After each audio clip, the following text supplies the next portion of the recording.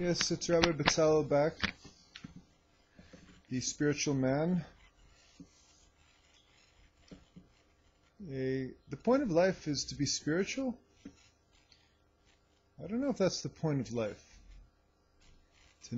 Being spiritual means not eating, not drinking, not being involved with other people in any physical way.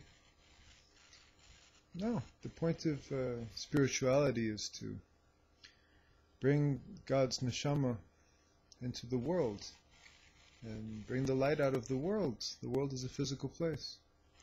Making the physical spiritual. It's not to be a hermit on a mountain somewhere and rejecting the world and rejecting materialism. It's to take the material and make it spiritual. That's what Chassidus teaches us. But here, we're just sitting here learning some Gemara. And we're trying to understand the 6 questions a person is asked after he passes away and he stands before the heavenly court.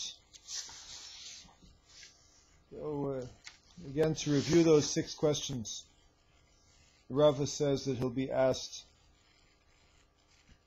when he's being judged after death. Everybody wants to know if there's life after death. Very clearly, according to the Talmud, there is. A person's soul is asked these 6 questions. Did you do your business dealings faithfully? Did you fix times to study the Torah? Regular times. Did you have children? Or did you have students? Might be if somebody can't physically have children, that we shouldn't know from this. You could have students, you could teach, you could have people, you could invite, take care of orphans, you could take care of young people, and open up his house to friends, be a good influence. Were you fruitful and multiplied? The next question is, did you expect the salvation, that God to send the redemption at any moment? Again, faithful business dealings. 2nd, fixing times to the Torah. 3rd, having children. 4th, expecting salvation. 5th, the 5th one is, did you get into the pilpul of wisdom? Pilpalta b'chokhmah. Did you learn Torah with fire? Did you feel the spice of the Torah? And the 6th question is, did you understand one thing from another? Did you learn from your mistakes? And Rava says, even so, if you had the fear of God, these things are worthwhile.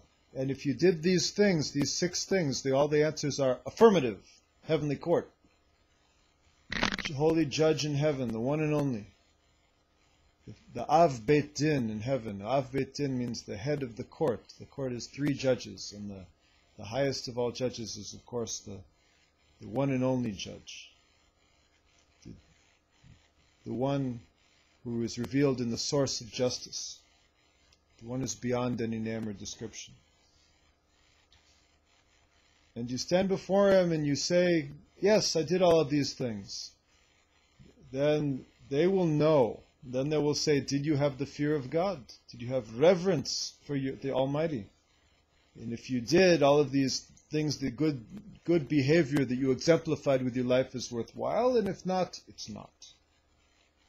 That's what it means, the fear of God is his treasure house.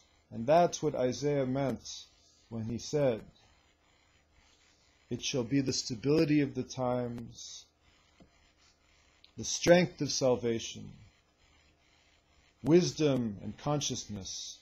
The fear of God is his treasure house. But all of these things, all of the orders of the Mishnah and all these 6 things also have to do, you could trace these 6 things back to each word in the verse. The Midrash, the words of the Talmud doesn't do this directly, but it would be very, very not so difficult to make the connections. So the Rava gives a parable about a man who said to he hired somebody to bring up, let's say a core, which is about 10 gallons of wheat up into his storehouse. And the man went and did it. And he went back to his employer. And the employer said, "Did you put my wheat up in the storehouse?" And the man said, "Yeah, I did."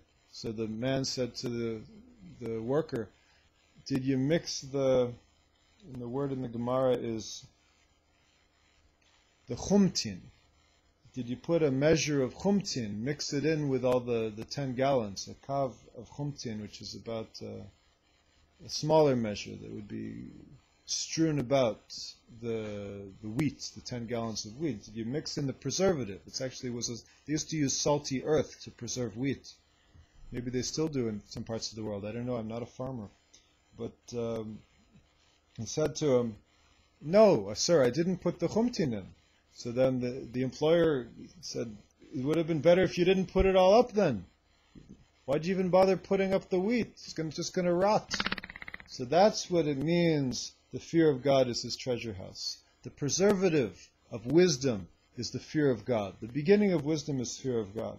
So, if you were an honest businessman, you dealt with other people honestly. It says, the Gemara says that you only know a person can be the nicest guy in the world until you go into business with him. Then you see what he's really made of.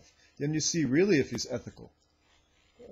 So if you did that, and that's the only way to preserve this is to have the fear of God. The only way somebody could live under this code of good business ethics is if he is God-fearing. He could fix his times to the Torah. That's great. He learned Torah, but did he have the fear of God to do the Torah and to refrain? The fear of God means refraining, not doing things that God says not to do, out of your fear and awe before the Holy One, blessed be He, and your awareness of who He is and what He's commanding and how He rewards and how He punishes. That's called, the punishment part is fear, either in this world or the world to come. Or in the highest level, for the very high souls, just because He's the Master.